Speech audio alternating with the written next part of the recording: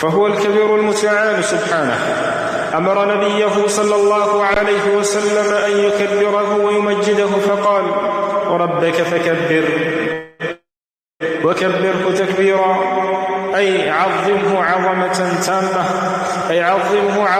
تامة. فالله أكبر أبلغ لفظة عند العرب في معنى التعظيم والإجلال، فمن أعظم منه وأكبر؟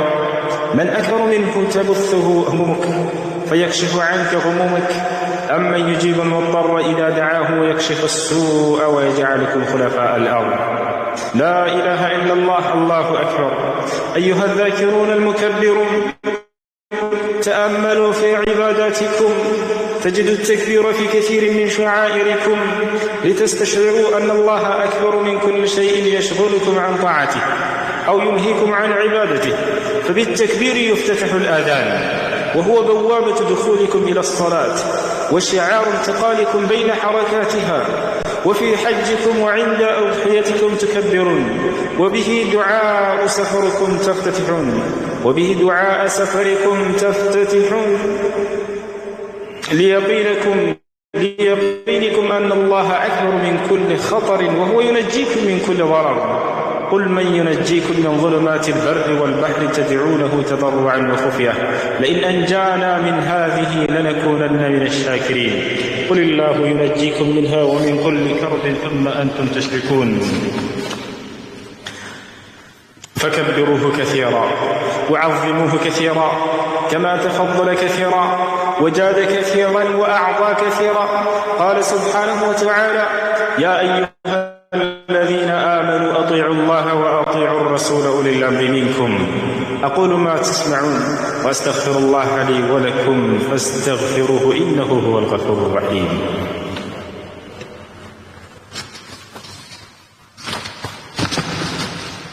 الحمد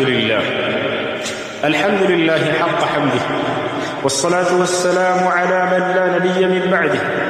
أما بعد، فيا أيها المؤمنون، أكثروا من التكبير في هذه الأيام المباركة، فإنه من شعائر الله. قال سبحانه وتعالى: ومن يعظم شعائر الله فإنها من تقوى القلوب. وهو من أحب الكلام إلى الله وأقربه، بل هو خير من الدنيا وما فيها. فمن كبر ربه بشر بالجنة. قال النبي صلى الله عليه وسلم: ما كبر مكبر قط إلا بشر. قيل: يا رسول الله بالجنة؟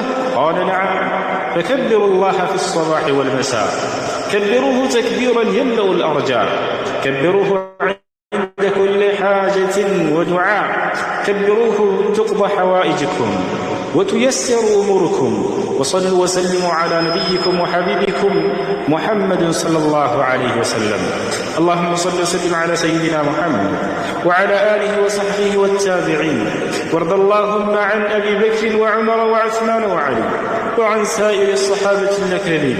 اللهم أدم على دولة الإمارات الاستقرار والرقي والازدهار، وأتم اللهم العافية علينا وعلى المسلمين عامة يا رب العالمين.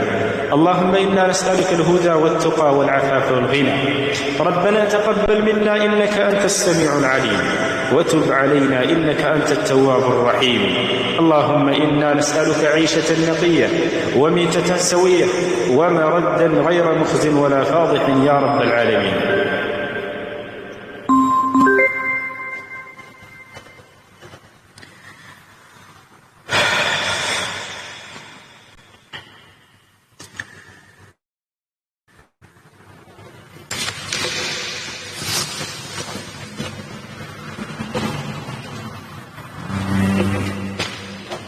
اللهم أدم على دولة الإمارات الاستقرار والرقي والازدهار، وأتم الله العافية علينا، وأتم الله العافية علينا يا رب العالمين.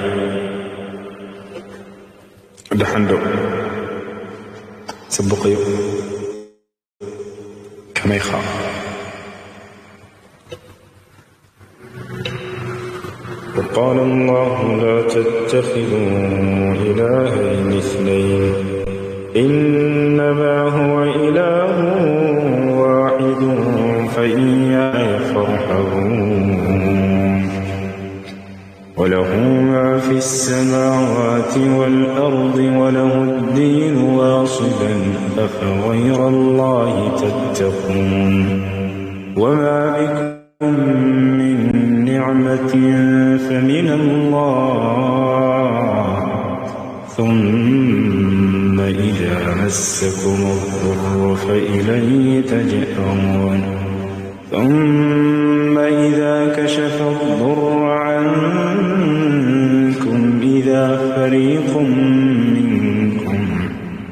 إذا فريق منكم بربهم يشركون أعوذ بالله من الشيطان الرجيم يا أيها الذين آمنوا إن كثيرا من الأحبار والرهبان ليأكلون أموال الناس بالباطل ويصدون عن سبيل الله والذين يكنزون الذهب والفضة ولا ينفقونها في سبيل الله فبشرهم بعذاب أليم يوم يحمى عليها في نار جهنم فتكوى بها جباههم وجنوبهم وظهورهم هذا ما كنزتم لأنفسكم فذوقوا ما كنتم تكنزون إن عدة الشهور عند الله 12 شهرا في كتاب الله يوم خلق السماوات والأرض منها 4 حرم ذلك الدين القيم فلا تظلموا فيهن أنفسكم وقاتلوا المشركين كافة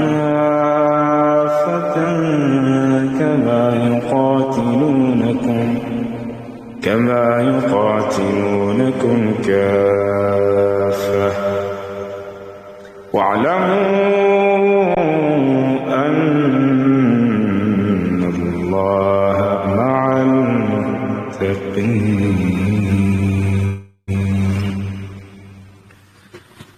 إنما النسيء زيادة في الكفر يضل به الذين كفروا يحلونه عاما ويحرمونه عاما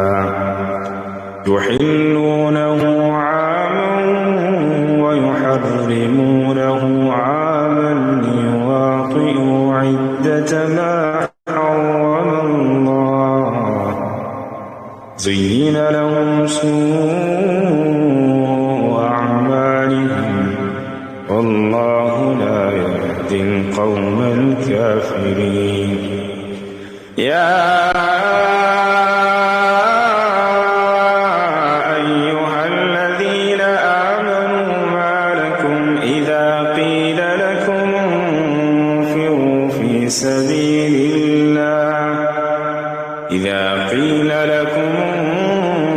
انفروا في سبيل الله اثاقلتم إلى الأرض أرضيتم بالحياة الدنيا من الآخرة فما متاع القليل إلا تنفروا يعذبكم عذابا أليما ويستبدل قوما غيركم ولا تضروه شيئا والله على كل شيء قدير إلا تنصروه فقد نصره الله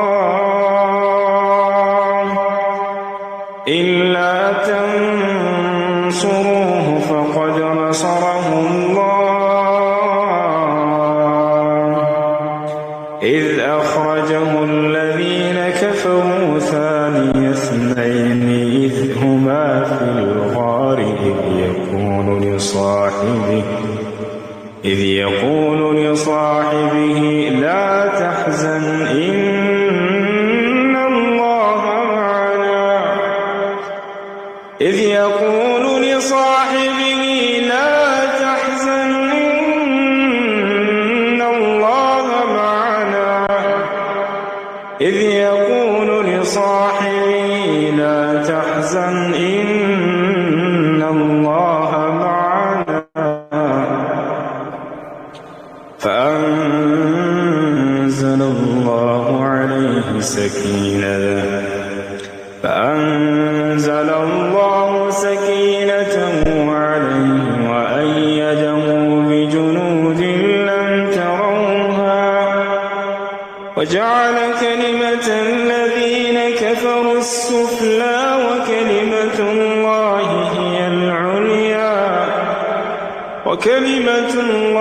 هي العليا والله عزيز حكيم.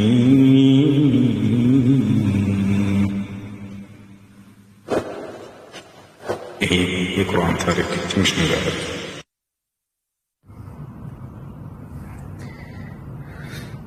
ነቢያችን ሰለላሁ ዐለይሂ ወሰለም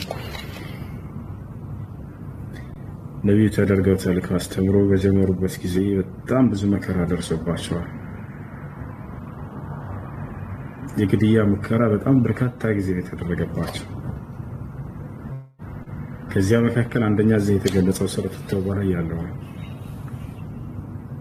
ነቢያችን ሰለላሁ ዐለይሂ ወሰለም የመካ ከሃዲያኖች አዛብ ባደረጓቸው ጊዜ አላህ ሱብሓነሁ ወተዓላ ጦርነት እንዳታደርግ እንዳትዋጋ አንተም ተከታዮችም ይልቁንስ ከጦር ወደ መዲና ሄድ ስደት አድርጋላቸው። ሂጅራ አድርግ ስደት አድርግ ተባሉ። ነቢያችን ሰለላሁ ዐለይሂ ወሰለም ነገ ስደት እንደሚያደርጉ በመካ ምድር ላይ ተሰማ። የመካ ከሃዲያኖች ይሄን በሰሙ ጊዜ በቃ ሙሐመድ ወደ መዲና ስደት ሳያደርግ በፊት ዛሬ ተገድሎ መታደር አለበት አሉ። ወሰኑ። እንዳለ የመካ ንጉሶች የመካ ነዋሪዎች ከሃዲያኖች እንዳለ ነገ ስለሚሄድ ዛሬ ተገድሎ ማደር አለበት። ለዚህም እንዴት እንግደለው የሚል እቅድ ለማውጣት እንዳለ የመካ ህዝብ ተሰባሰበባቸው። ነብዩ ሰለላሁ ዐለይሂ ወሰለም ከነዚህ ሰዎች ዘንድ ጣዖታት ሁሉ ተውና አንዱን አምላክ በብቸኝነት አምልኩ ስላሏቸው ሌላ ምንም ነገር አይደለም። አጀዐለን አሊሀተ ኢላሀ ዋሂዳ አምላክ አንድ አምላክ ብቻ ነው ያለ በይለናል እንዴ? አንድ አምላክ ብቻ ያደርግብናል እንዴ? ያን አማልክቶቻችንን ሁሉ ተው እያለ ማደዓሁም ኢላ ኢለ ተውሂድ ወደ ተውሂድ ብቻ ነው የጠራቸው። በዚህ ጊዜ እርሳቸውን ለመግደል ሹራ ማድረግ ምክክር ማድረግ ጀመሩ። ሙሐመድን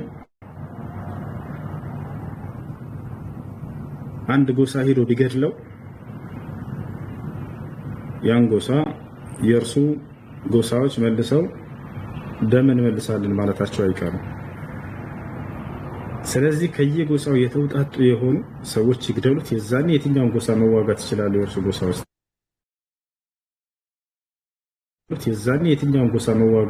የእርሱ ጎሳዎች እያንዳንዱ ጎሳ ነብዩ ሰለላሁ ዐለይሂ ወሰለም ለመግደል ተውጣጡ መጡ። ከመጡ በኋላ ተነገራቸው እንዴት መግደል እንዳለባቸው። ወደ መዲና ይሄዳል ለስደት። ስለዚህ እናንተ በሚወጣ ጊዜ ጠብቃችሁ ቤቱ በር ጠብቃችሁ መግደል አለባችሁ ተባሉ። በጣም በርካታ ወጣቶች ተሰበሰቡ ከእያንዳንዱ ጎሳ። እንቀጥላለን። ሰላም ነው፣ እንዴት ነህ? ነው እናስገናለን። እንደምን እንዴት ነህ? ድምፅህን ከፍ አድርገው። ኤርፎን ካደረግህ አውጣው። ይሰማል።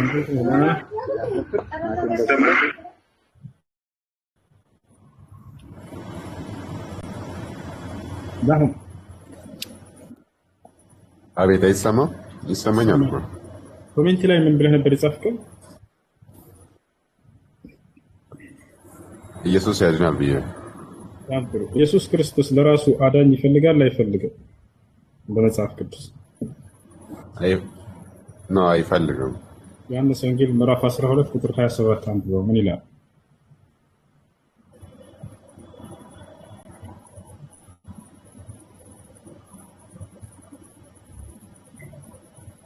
ስንተኛ ነው? ምን አልከኝ? ዮሐንስ ወንጌል ምዕራፍ 12 ቁጥር 27 አንብበው። ምን ይላል?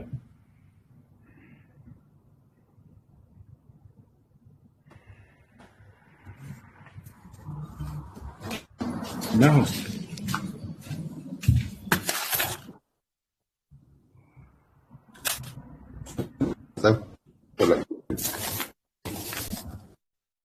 ዮሐንስ ወንጌል ምዕራፍ ማለከኝ ልጆች ታባድርጉ ታባድርጉ ኦፕኒንግ ታባድርጉ። ወአለይኩም ሰላም።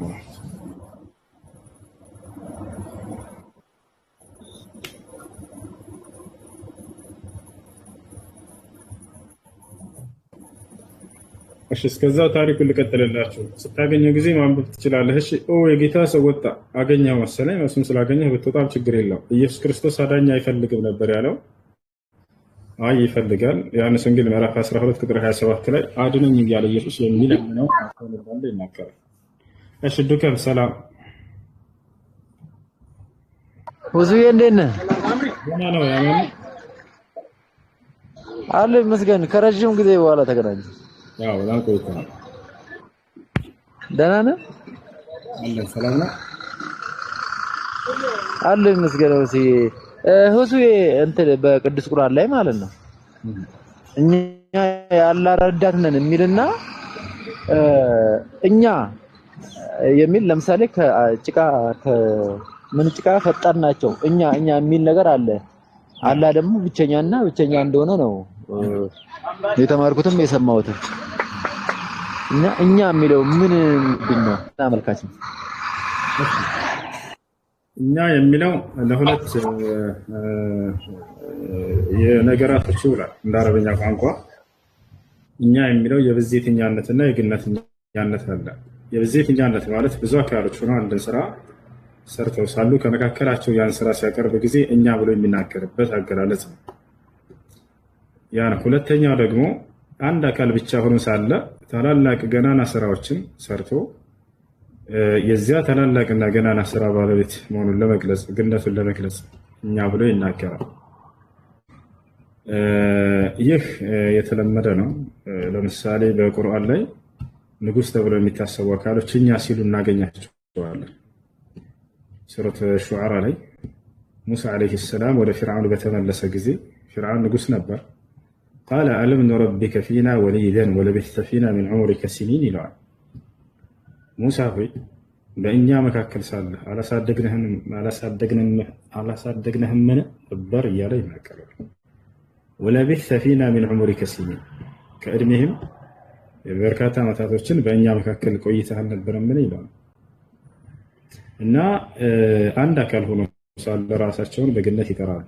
እሱ ብቻ ሳይሆን ኸድርን መውሰድ ትችላለች። ሱረቱል ካህፍ ላይ ፈኸሺና አን ዩርሂቀሁማ ጡግያነን ወኩፍራ ይላል። ፈራን እያለ ኸድር ይናገራል። አንድ አካል ብቻ ሆኖ ሳለ እና የግነተኛነት እና የብዜተኛነት በመባል እንደሚከፈሉ ከዚህ እንረዳለን። ይህን ከተረዳን ታዲያ አላህ የትኛውን አስቦበት ነው የሚለውን እኛ አይደለም የምንወስንበት፣ ራሱ ነው ሊነግረን የሚገባው። የብዜተኛነት ነው ወይንስ የግነት ነው የሚለው አላህ ሱብሓነሁ ወተዓላ በቁርአን ላይ የብዜተኛነት እንዳልሆነ በርካታ ቦታ ላይ ነግሮናል። በብዜት ስንት ነኝ ብሏል? አንድ ብቻ ነኝ ብሎ ገልጾታል። በቃ ቁል ሁወ አላሁ አሐድ ይላል። በል እርሱ አላህ አንድ ነው ይላል። ሌላ ቦታ ላይ ወኢላሁኩም ኢላሁን ዋሂድ ይላል። እኔ አምላካችሁ አላህ አንድ አምላክ ብቻ ነኝ ይላል።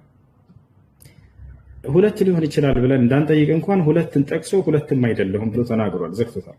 ወቃለ አላሁ ላ ተተኺዙ ኢላሀይን ኢስነይን ኢነማ ሁወ ኢላሁ ዋሂድ፣ ሁለት አምላክ አድርጋችሁ አትያዙ እኔ አንድ አምላክ ብቻ ነኝና አለ። እሺ 3 ሊሆን ይችላል ወይ? አይችላል አይሆንም። 3ንም ጠቅሶ 3 አይደለም ብሏል። የሚገርመው አያችሁ። ወላ ተቁሉ ሰላሳ ኢንተሁ ኸይረን ለኩም ኢነማ አላሁ ኢላሁ ዋሂድ። 3 አትበሉኝ፣ ከዚህ ንግግራችሁ ተቆጠቡ፣ እኔ አምላካችሁ አላህ አንድ አምላክ ብቻ ነኝና አለ። ይሄ ነው። ስለዚህ አላህ ሱብሓነሁ ወተዓላ እነዚህን ገናና ስራዎች ሰማይን ምድር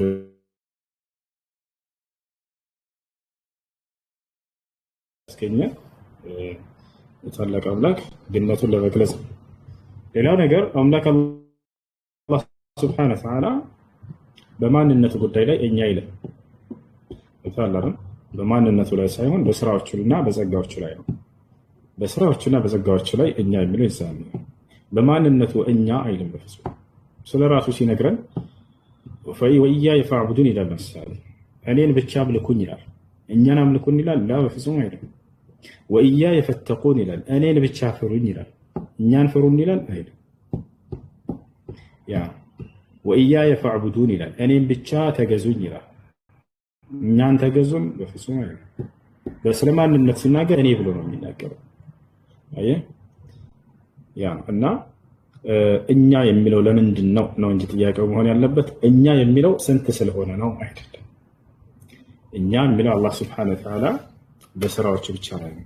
ስለማንነቱ ሲነግረን ግን እኔ በሚል ብቻ ነው የሚናገረው፣ ወይንም እርሱ በሚል በነጠላ ነው የሚናገረው። ነቢያቶች እርሱ እያሉ ይናገራሉ፣ ያ እያሉ ይናገራሉ። እነዚያ አይሉም በፍጹም። አላህ ስለራሱ ሲናገር እነዚያ አይልም። ያ እያለ ስለራሱ በሁለተኛው ጋር ይነግረናል። እኔ እያለ ይናገራል። ለሙሳ ሲያናግረው ምን አለው? ኢነኒ አነላህ እኔ አላህ ነኝ አለው። የዚህ ቦታ ላይ እኛ አላህ ነን ቢል አያስኬድም ነበር። ስለማንነቱ ሲናገር እኔ ብቻ ነው የሚለው።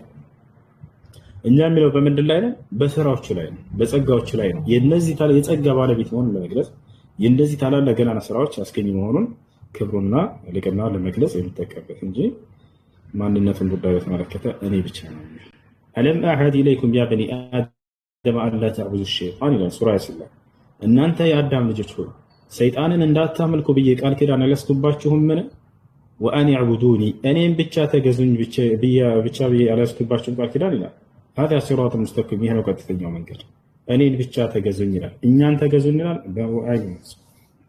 እና ይሄን ይመስላል። ሌላኛው ምን ነበር? አመሰግናለሁ። በእናትህ ሌላኛው ምን ነበር? ያው አመሰግናለሁ፣ በደንብ አመሰግናለሁ። እውነት ምርጥ ወንድሜ ነህ። ያው ሌላ ጊዜ ጥያቄ ሲኖረኝ እመጣለሁ።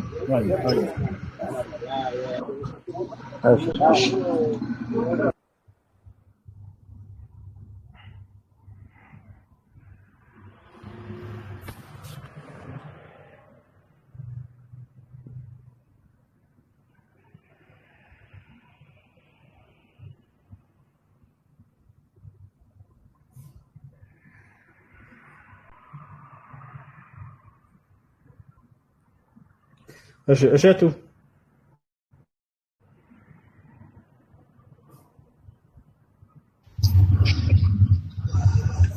እሱ እንዴት ነህ? አለን አልሐምዱሊላህ። ደህና ነህ? እግዚአብሔር ይመስገን። እንዴት ነህ? አለን። እሺ አለን። ያ ትምህርታችሁ አሪፍ ነው፣ በጣም እከታተላለሁ። አመሰግናለሁ። እኔ ግን አንድ ጥያቄ ልጠይቅህ። ከእፎይ ጋር ንጽጽር ነው የምትሰሩት? ማነው እፎይ? ምንድን ነው እፎይ? እፎይ ማነው? ታውቀዋለህ? እፎይ ነው። ከእሱ ጋር ለምንድን ነው አብራችሁ ቁጭ ብላችሁ ይህን ነገር ማትፈቱት ማትነጋገሩት? ተነጋግረናል። አልተነጋገርንም። ይዋሻቸዋል አይደል? አልተነጋገርንም እያሉ ከኔ ጋር አውርታችሁ ጨርሳችኋል? አዎ ቪዲዮ አለ። ማስረጃ አምጣልኩት ለተናገረው ንግግር ማምጣት አቅቶት አድርጎ ሄደ። መሐመድን እንዲል አድርገው ብሎ አድርጎ ሄደ። ቪዲዮ አንተ እንትን ላይ አገኛለሁ። አሁን ሁለታችሁ ሰራችሁ? እኔ ቪዲዮ ሊቀመጥ ትልክልኛለህ? እሺ ሊዮ እዛ ልጆች ቀርጸው ለቀውታል። ፈልገው ልታገኘው ትችላለህ። ሰርች አድርገህ ናረ ሁለታችሁ ብታወሩ ደስ ይለኝ ነበር። በሰማችሁ ተመልሼ በሰማችሁ ይሄን መስማት ትችላለህ። ተለቋል። ማስረጃ አምጡ ለተናገርከው ንግግር አልኩ ታጥቶ ማሳየት ሲችል ጊዜ ተሳርቦ ሄደ። እኔ ጋር ያሰውዬ ልክ ህፃን ልጅ እዚህ ገብተው ክርስቲያኖች ውስጥ ተሳርቦ እንደሚወጡ እንጂ ሌላ አይደለም። ተሳርቦ ሄዷል። ፊልም ማየት ትችላላችሁ። ግን ለአንዴና ለመጨረሻ ጊዜ ዝም ብላችሁ ተገናኝታችሁ ወይ እሱ ቤት ገብተህ ወይ እሱ አንተ ቤት ገብቶ ብትነጋገሩ በጣም ደስ ይለኝ ነበር። ውዥንብር እየፈጠረብን ነው። እኛ ራሱ ጥራሽ እኔ ቤት ና በአንዴ ተገናኝተን ተሳርቦ ሄደ። ሁለተኛ ሌላ እድል ሰጠሁት። ክርስቲያን ልጆች ነው ተዝጋ በእስልምና ጥያቄ ያለ ጅነትን ከሆንክ ናና እዚህ ላስተናግደህ ይላል።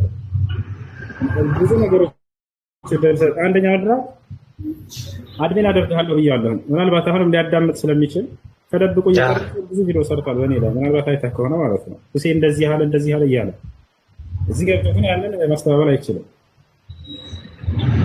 አደርግሃለሁኝ እዚህ ከመጣህ ብያለሁኝ። አንደኛ ኮሜንት ላይ አንድ ሰው እንዳይናገሩት እንዳይሰሩት እናገርለታለሁ ወይንም እዘጋለታለሁ። ሶስተኛ እኔ ወላሂ ትንሿ ላይ ሆናለሁኝ እሱን ትልቁ ላይ አደርጋለሁ።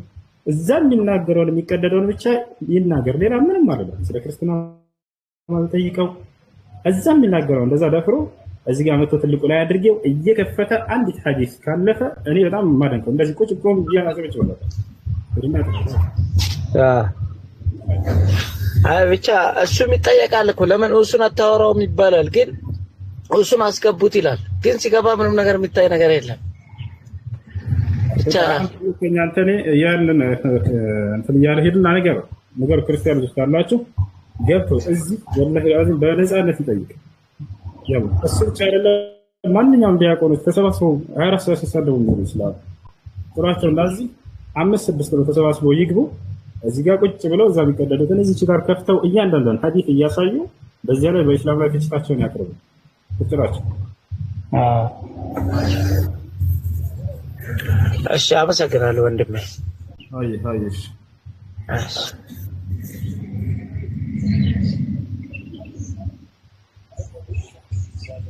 ጥያቄ ነገር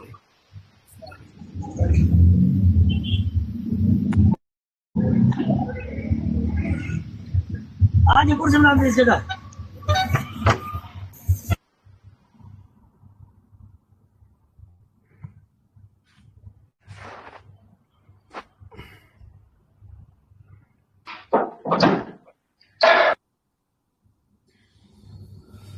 ያ ሰላም ደሴን ሰግደና እያላችሁ ነው። እዚህ ጁማ እየደረሰ ነው።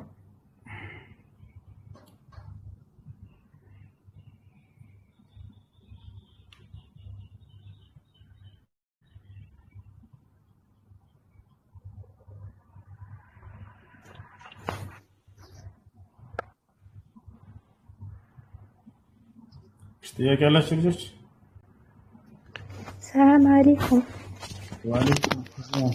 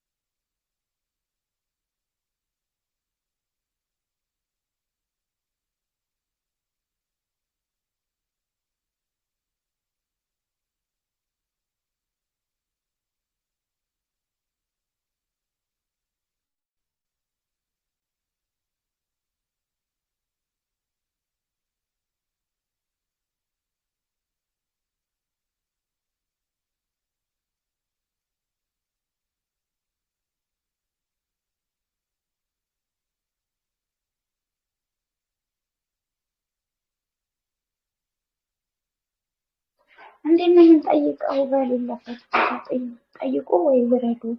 እሱ እኮ የለም እየታያቸው አይደለም እንዴ እኮ ነው። ማን ነው አንቺ ነው የምትጠይቀው?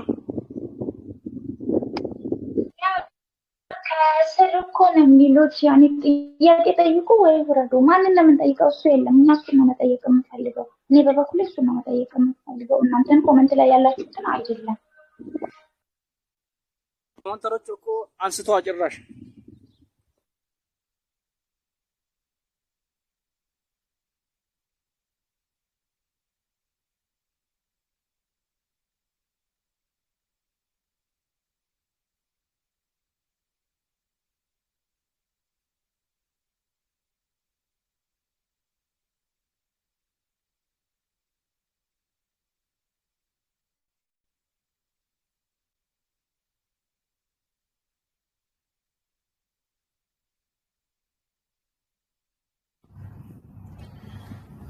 ለምን ታብ እንደማታደርጉ አነማ አድሪ ጥያቄ አለ። ቀጥል።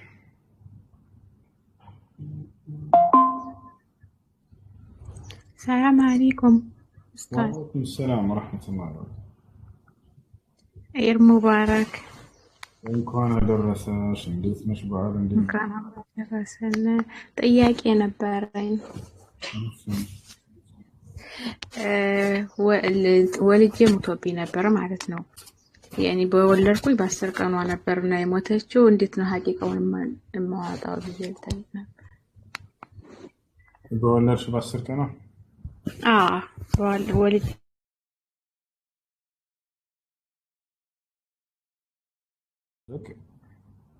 አንድ ፍየል አርደሽ ሰደቃ ማድረግ ወይ ስጋን ማከፋፈል ወይም ምግብ ሰርተሽ ማብላት። እሺ ጀዛከላሁ ኸይር። ለመስጊድስ ብሰጥ ምን ብዬ እችላለሁ? ገንዘብ ሳይሆን እርድ ነው እንዲታረድ የተደነገገው። ነቢያችን ሰለላሁ ዐለይሂ ወሰለም ወይሕለቁ ወይሰማ ነው ያሉት። አንድ ልጅ በተወለደ በ7ኛ ቀኑ እርድ ይታረድለት ነው ያሉት። እርድ ፈርዶ መስጂድ ለሚገኙ ድሃዎች መስጠት ወይንም መስጂድ ባለቤቶቹን አርዳችሁ ለድሃዎች አከፋፍሉ ማለትም ትችላለሽ። እሺ ጀዛከላሁ ኸይር።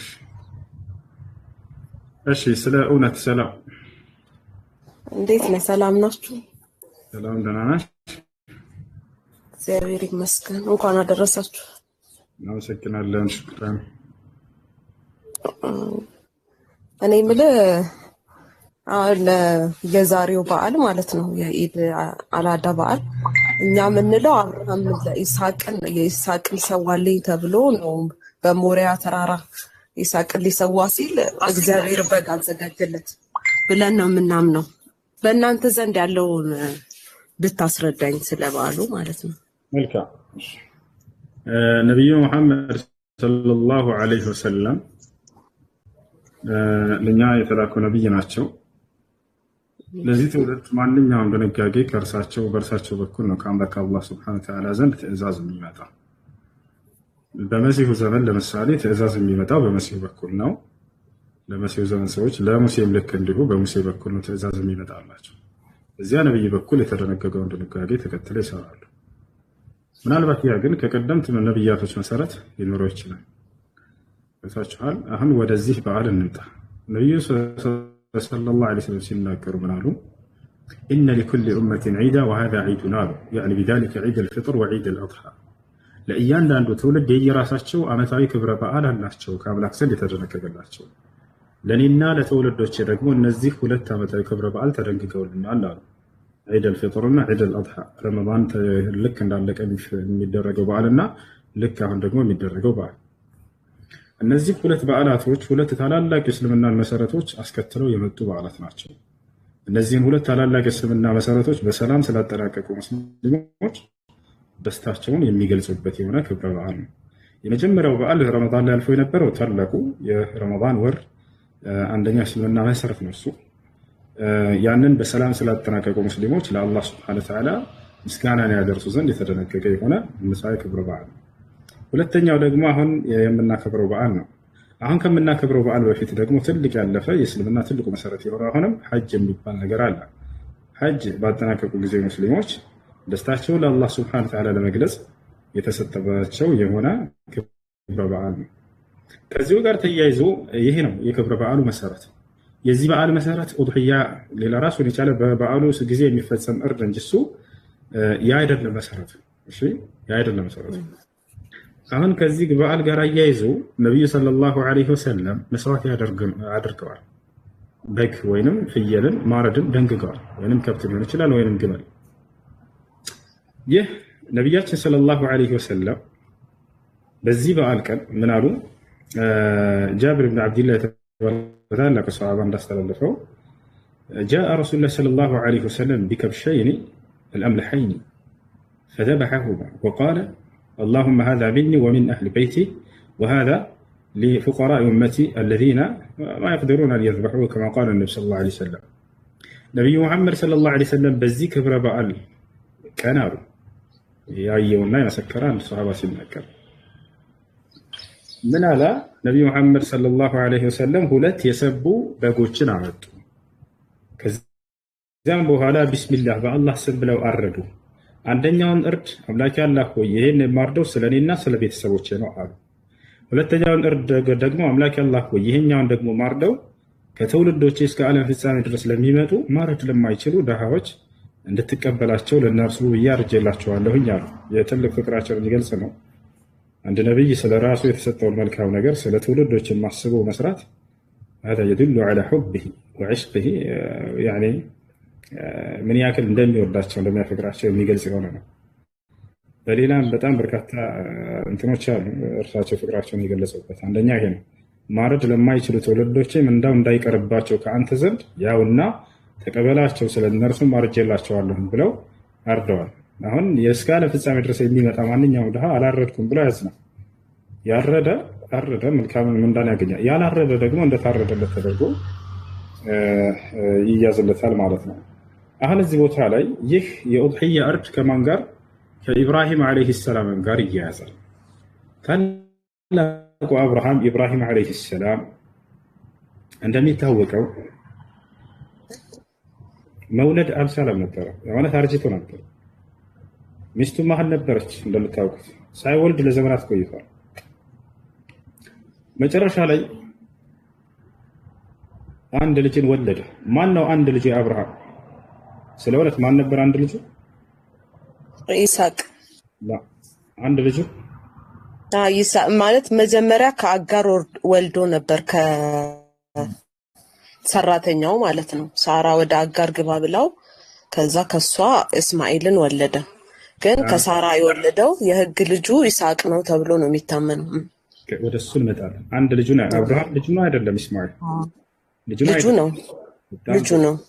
ስለዚህ ልጁ ነው ወይንስ አይደለም ነው አሁን ጥያቄው። እንዴት ተወለደ ሳይሆን የአብርሃም ልጆች አሉት፣ ልጁ ነው።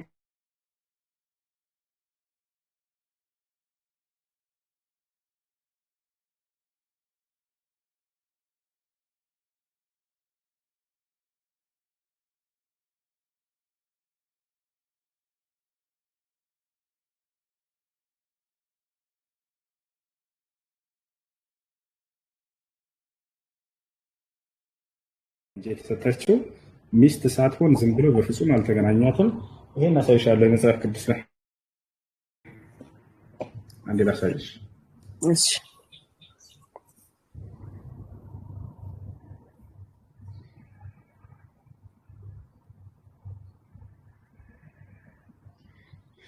ኦሪት ዘፍጥረት ምዕራፍ 16 ከዚህ ነው።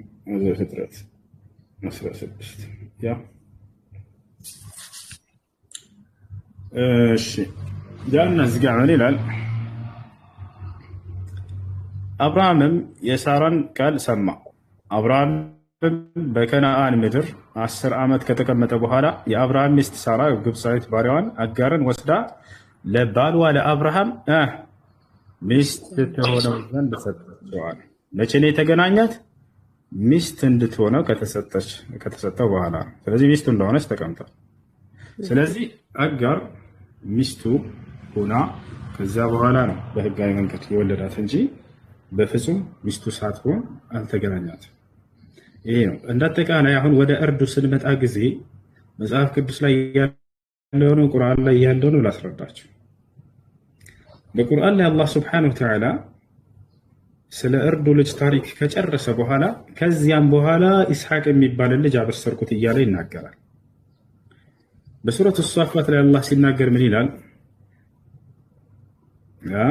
يقول الله سبحانه وتعالى حاكيا عن نبيه إبراهيم عليه السلام فلما بلغ معه السعي قال يا بني إني أرى في المنام أني أذبحك فانظر ماذا ترى قال يا أبت افعل ما تؤمر ستجدني إن شاء الله من الصابرين فلما أسلما وتله للجبين وناديناه أن يا إبراهيم قد صدقت الرؤيا إنا كذلك نجزي المحسنين إن هذا لهو البلاء المبين وفديناه بذبح عظيم وتركنا عليه في الآخرين سلام على إبراهيم كذلك نجزي المحسنين وبشرناه بإسحاق نبيا من الصالحين إنه من عبادنا المؤمنين وبشرناه بإسحاق نبيا من الصالحين وباركنا عليه وعلى إسحاق عن مجمر يدخل أرد لجس كمته من على فلما بلغ معه السعي لجم كأرسو قال ما يهدن ما روطن ما مسرات ما بجمر قزيلا قال يا بني إني أرى في المنام أني أذبحك لجي هوي أني بهلمي أنت ساردك تملك تشالله يعني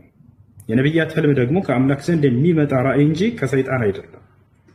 አምላክ ለነብያት መልእክቱን ከሚገልጽበት መንገድ አንደኛው ምንድነው? ህልም ነው። ወታቻው በህልሜ ሳርደህ አይቻለሁኝ አለ። فانظر ماذا ምን ትላለህ? قال يا أبت افعل ما تؤمر አለ። ልጁ ምን አለ? አባዬ ሆይ የታዘዝከውን ፈጽም አለ። ያየኸውን ህልም ፈጽም አለ። ለምን? የአምላክ ህልም ለነብያት ትእዛዝ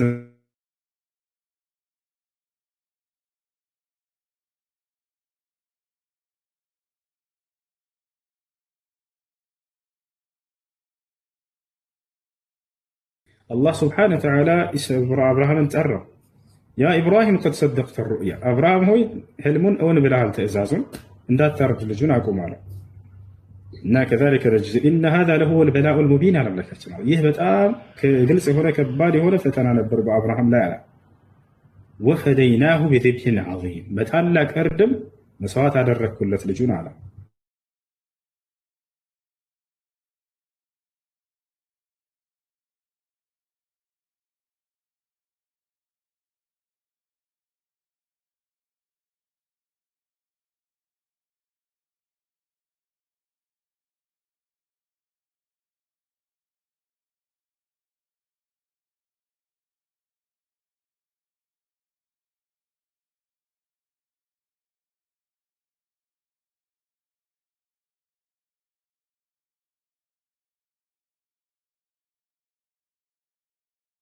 አበሰርኩት አለ። ወዚህ ቦታ ላይ አጥፍ ነች። ቀድሞ የመጣ ታሪክ አለ። ከዚያ በኋላ ከዚያም አቡ ኢስሐቅ የሚባል ልጅ አበሰርኩት አለ። አያችሁ ወባረክና አለይሂ ወዐላ ኢስሐቅ አለ። አብርሃምንም ባርኬዋለሁኝ በኢስሐቅም ላይ ባርኬዋለሁኝ አለ አምላክ አለ። አዎ ኢስሐቅም አብርሃም እኛ ጋር የተባረኩ ናቸው። የእርድ ልጅ ያኛው ነው እስማኤል ነውና በቃ ይሄኛው አልተባረከ ማለት አይደለም።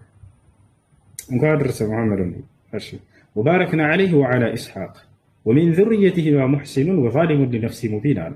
ከአብርሃምና ከኢስሐቅ ዘርም መልካሞች አሉ፣ ልክ እንዲሁ ነፍሳቸውንም የበደሉ አካሎችም አሉ እያለ ተናገረ። አሁን እዚህ ቦታ ላይ ይህን ከተረዳ ወደ መጽሐፍ ቅዱስ ስንመጣ ጊዜ ምን ይላል መሰለሽ? አብርሃምን ምን አለው? አንድ ልጅህን ልብ በይ፣ ማንን ማረድ እንዳለበት ሲነግረው አንድ ልጅህን አንዱ ልጁ ማን ነው ብያለሁኝ ቅድም። አንድ ልጅ የሚባለው ብቸኛ የመጀመሪያ ልጅ ነው። ማን ነው? እስማኤል ነው። ምክንያቱም አብርሃም 86 ዓመት ሲሆነው ነው እስማኤልን የወለደ። 100 ዓመት ሲሆነው ደግሞ ኢስሐቅን ወለደ። ስለዚህ እስማኤል ኢስሐቅን ቀድሞት ተወልዷል። ለዚያም በ14 ዓመት ይበልጠዋል። አንድ ልጅህን እረዳለሁ። ነገር ግን እዚህ ቦታ ላይ ብንጨምሩበት ኢስሐቅን ብለው አስቀምጠውበታል። የአብርሃም አንድ ልጅ ማን ነው ተብለን ስናይ ጊዜ አንደኛ ልጁ የመጀመሪያ ልጁ ማን ነው? ኢብነከ ወሒድ ይለዋል። የአረበኛ መጽሐፍ ቅዱስ ላይ ብቸኛውን ልጅህን ይለዋል። የአብርሃም ብቸኛ ልጅ ማን ነው? እስማኤል ነው። እና ይህ መሆኑን ከዚህ ትረዳላችሁ። እና እርዱ ያልሽው አዎ አብርሃም የዛኔ ያንን ልጁን መስዋዕት ከሚያደርግ በግን መስዋዕት እንዲያደርግ አላህ ሱብሓነሁ ወተዓላ በላከበት ጊዜ ልክ በዛሬዋ ቀን ላይ ነው አብርሃም ልጁን እስማኤልን ሊሰዋ የነበረበት። ያንንም መሰረት አድርገው ነብዩ ሰለላሁ ዐለይሂ ወሰለም የዛኔ አሁን ልክ እርሱ አብርሃም ልጁን ሊሰዋ ባለበት ጊዜ ዛሬ እርሳቸው በግን እንድናርድ ወይንም ፍየል እንድናርድ ለትውልድ አስተምረውናል ማለት ነው። ይሄ ነው። አመሰግናለሁ። ብዙ መማር የምፈልጋቸው ነገሮች አሉ። እንግዲህ በሂደት እዛ ላይ አሁን እዛ ላይ የምንለው በጉ የኢየሱስ ክርስቶስ ምሳሌ ነው ተብሎ ነው የሚታመነው ማለት ነው። እግዚአብሔር ለአብርሃም በግ እንደሰጠው ስለኛ ኃጢአት ደግሞ ኢየሱስ ክርስቶስ በመስቀል ላይ ሞተልን እና በጉ የኢየሱስ ክርስቶስ እንደሱ ብሎ ይነግራቸዋል። ቢያንስ የመጽሐፉ ባለቤቶች ይህን ጉዳይ ያውቃሉ ወይ? አያውቁም። አሁን አይሁዶች እንደዚህ ብለው ይፈቱታል? በፍጹም እንደዛ ብለው አይፈቱም። ሰው መጽሐፍ ላይ ሄደው መምህሮቻችሁ ምን ያደርጋሉ? ከይቅርታ ጋር እያንዳንዱ ጥቅስ እየወሰዱ ይሄ ላከሌ ነው እያሉ አከፋፍለው ጨርሰዋል። የመጽሐፉ ባለቤቶች አይሁዶች ጋር ሄዳችሁ ብትጠይቁ ይህን ጉዳይ በፍጹም እንደዚህ አያውቁላችሁ። እንትን አይሉ። እንዳጠቃላይ አምላክ የሰው ደም አይፈልግም። ስለ እውነት አምላክ የትኛውን ቦታ ላይ የሰው ደምን አይፈልግም በፍጹም። የኢየሱስ ክርስቶስን ደም እፈልጋለሁ ለኃጢአታችሁ ስርየት በፍጹም አላለም። ገብቶሻል አይደል? መስዋዕት ከፍለዋል ወይ ነብያቶች በሚለው ከሆነ አዎ ነብያቶች ሁሉ መስዋዕትን ከፍለዋል። ነብያቱም ሁሉ በዚህ ጉዳይ ላይ ተገድለዋል ተሰቅለዋልና ይላል ጳውሎስ። ለምሳሌ ነብያቱም ተሰቅለዋል ለዚህ ጉዳይ ያለ ይናገራል።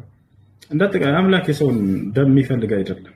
ለዚያም ንጹህ የሆነ አካል ኢየሱስ ክርስቶስ ምንም አላጠፋም፣ ምንም ኃጢአትን አላደረገም። እንደናንተ እምነት ማለት ነው።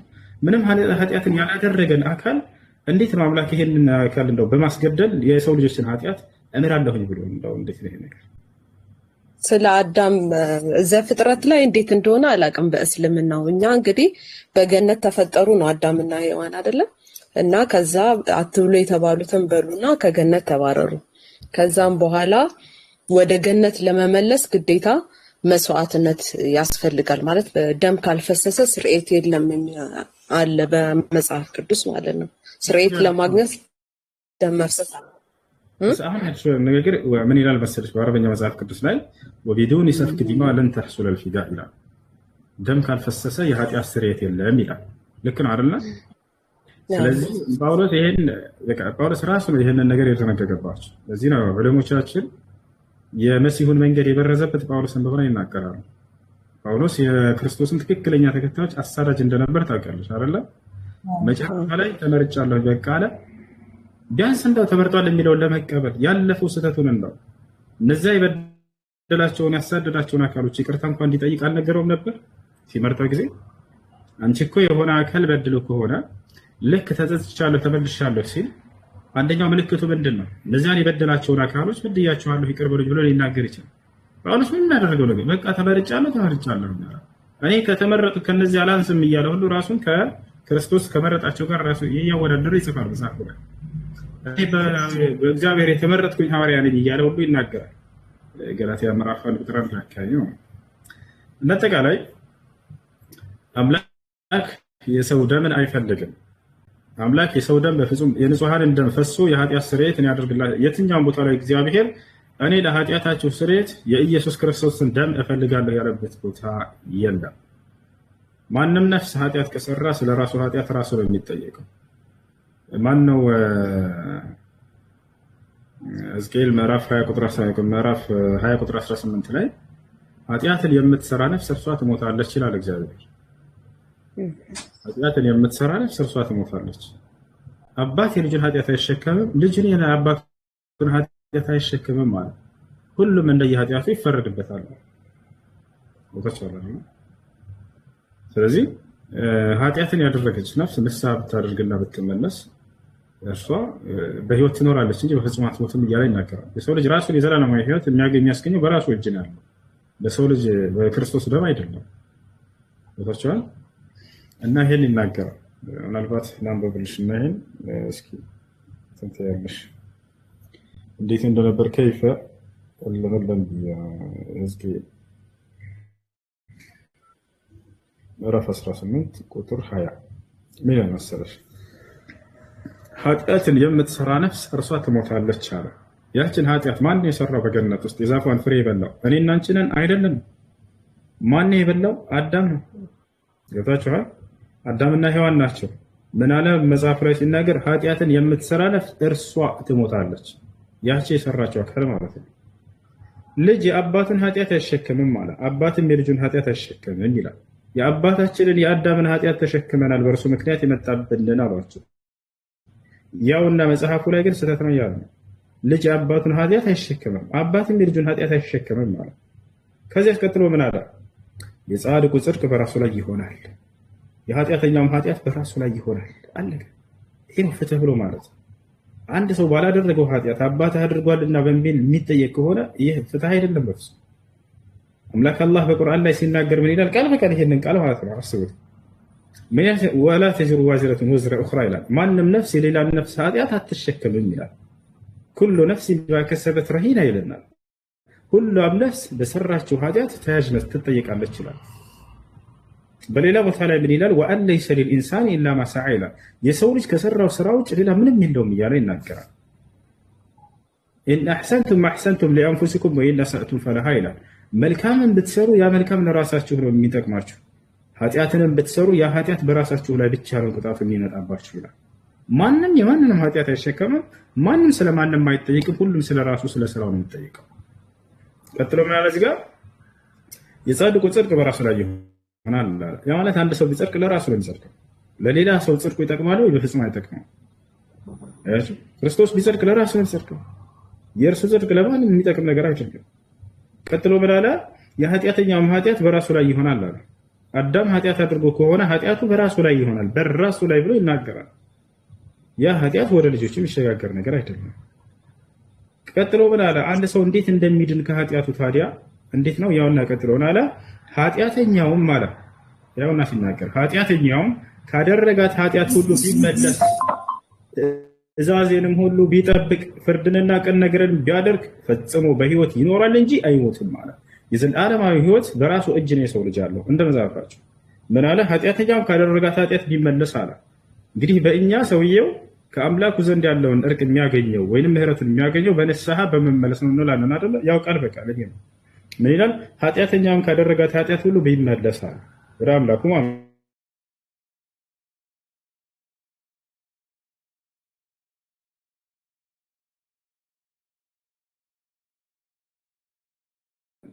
ጻድቁ ከጽድቁ ቢመለስ ኃጢአትን በሰራ ጊዜ በዚያም ቢሞት እርሱ ባደረገው በደል ይሞታል።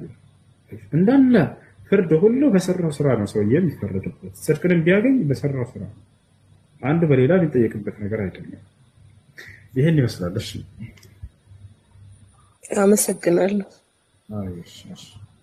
እኔ አንድ ነገር ማወቅ ፈልጋለሁ ስለ በእስልምና ስለ ዘፍጥረትና ስለ መጨረሻ